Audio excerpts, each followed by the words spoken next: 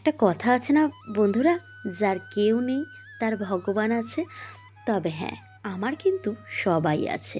তো এই কথাটা কিন্তু আমি কোনো রাগে, অভিমানে, দুঃখে বলছি না।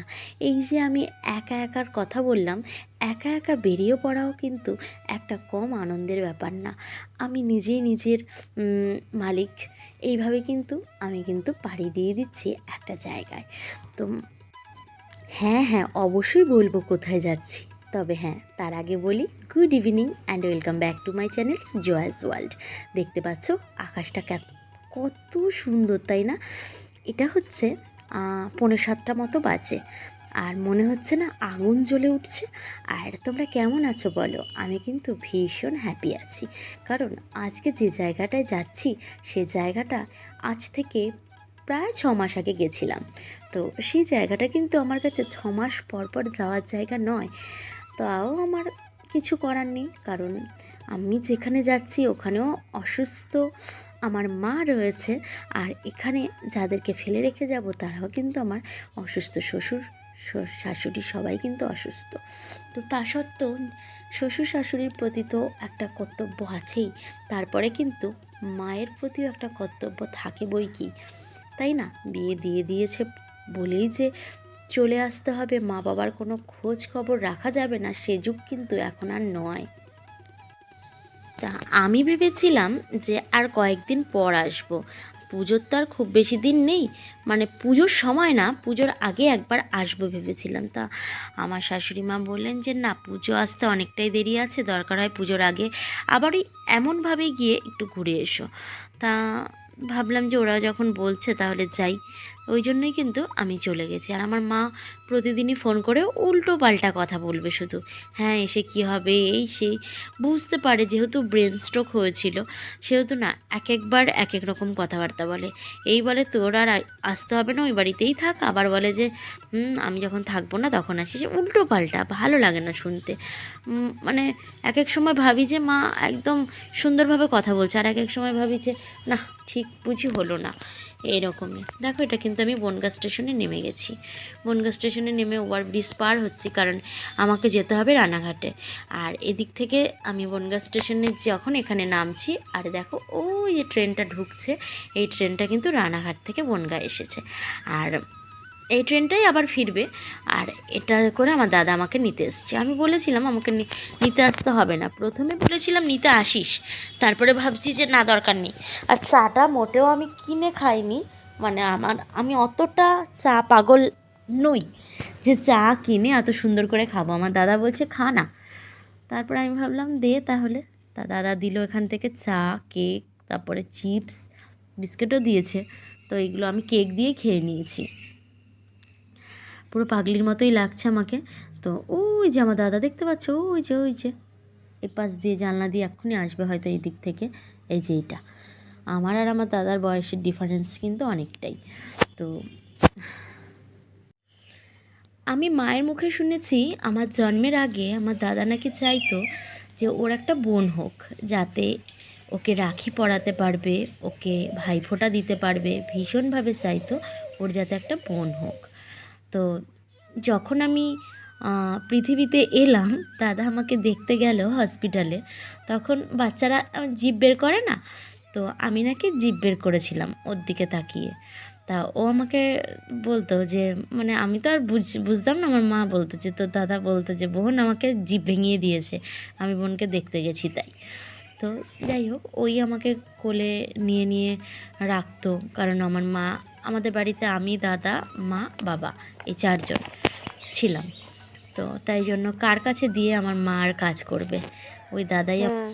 আজকে তোমাদের সাথে কথা বলতে বলতে অনেক কথাই বলে ফেললাম, তাই না? তো দেখো বাড়িতে চলে এসেছি, বুঝতেই পারছো। কালকে রাত্রেবেলা এসে আর কিছু দেখাতে পারিনি। আর এই গাছটা দেখো আমি লাগিয়েছিলাম, এখানে যে জবা গাছটা থেকে ফুল তুললাম সেটাও আমি লাগিয়েছিলাম। এই বাড়িতে অনেক গাছ আছে আমার হাতের। আর এই গাছটা তো বৌদির যে বছর বিয়ে হলো সেই বছর কি, মানে পুজোর বাজার করতে গিয়ে আমি এই গাছটা নিয়ে এসেছিলাম। আর আমার একটা অভ্যাস ছিল কি, পুজোর জামা কাপড়, সাজার জিনিস যাই কিনি না কেন একটা ফুল গাছ আনতেই হবে। এই অভ্যাসটা কিন্তু আমার অনেক দিন আগে থেকেই ছিল। তো আমি ভাবি যে সবাই তো সেজে উঠবো, বাড়িটাকেও তো একটু সাজাতে হবে, তাই একটা গাছ লাগিয়ে দিতাম। আর সেই অভ্যাসেই মনে হয় এখনও আমার, মানে অভ্যাসটা ছাড়তে পারিনি আমার পিছু থেকে। আর চলো, বৌদি লাগিয়েছে এই গাছটা দেখাই, এই যে এটা সাদা গোলাপ গাছটা বৌদি লাগিয়েছে। আর আরও ছিল, অনেক গাছ ছিল, ওই গাছগুলো ওরা কেটে দিয়েছে কেন আমি বুঝতে পারছি না। তো যাই হোক, মনে হয় কোনো সমস্যা হয়েছিল, ওই জন্যই কেটেছে। একটা জিনিস দেখো, মাটিতে লাগালে গাছের কত সুন্দর গ্রোথটা হয়, আর আমি টবের মধ্যে লাগাই, অত ভালো করে যত্ন করলেও এতটা সুন্দর হয় না। আর পাতাগুলো কত সুন্দর না, সবুজ হয়ে রয়েছে।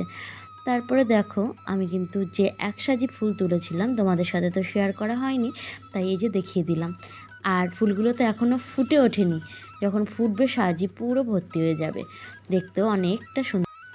এইবারে তারপরে গেছিলাম একটু বেলা হতে, ওই 9:30 বাজে, তখন দাদার সাথে গেছিলাম। আমাদের এখানে একটা বাজার আছে, কুপার্স ক্যাম্প, ওই বাজারটার নাম, ওই কুপার্সে গেছিলাম দাদার সাথে।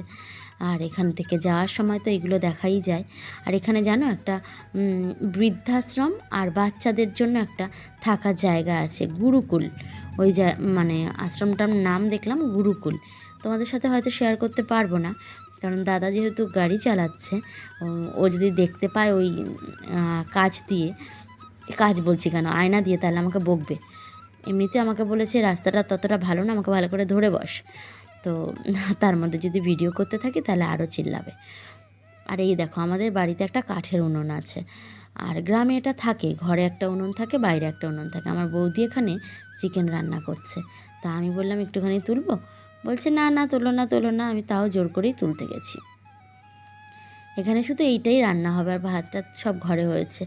কাঠের জালের রান্নার কিন্তু একটা টেস্টই আলাদা, যারা খেয়েছো তারা জানো, আর যারা খাওনি তারা বুঝতেই পারবে না। এই হচ্ছে ব্যাপার। আর কি জানো তো, বাড়িতে গেলে না, আমি যে এই যে ফোনটা বের করে একটু ভিডিও করব, সেইটাই আমার মনে থাকে না, একদম মনে থাকে না। মায়ের সাথে গল্প করতে করতে, তারপরে যেহেতু এটা গ্রাম, এ বাড়ি ও বাড়ি তো সবাই যায়। আর এই ঘরটা কিন্তু আমাদের ভেঙে গেছিলো, ওই জন্য ওপরটা কী বলো তো, জোড়াতালি লাগিয়ে রেখে দিয়েছে। আর ঘরে তো গ্যাসেই রান্না হয় না, সে সত্যি কথা বলতে গ্যাসে শুধুমাত্র আমাদের সকাল আর সন্ধেবেলা রান্নাটাই করে, মানে রাত্রেবেলার। আর দুপুরবেলার যেটা বেশি মানে জিনিসপত্র রান্না করতে হয়, তখন কিন্তু এই কাঠের জালেই করে। আর দেখো গাছগুলো কি সুন্দর লকলক করছে, তাই না? যেহেতু বৃষ্টির দিন, চারিদিক সবুজ হয়ে রয়েছে।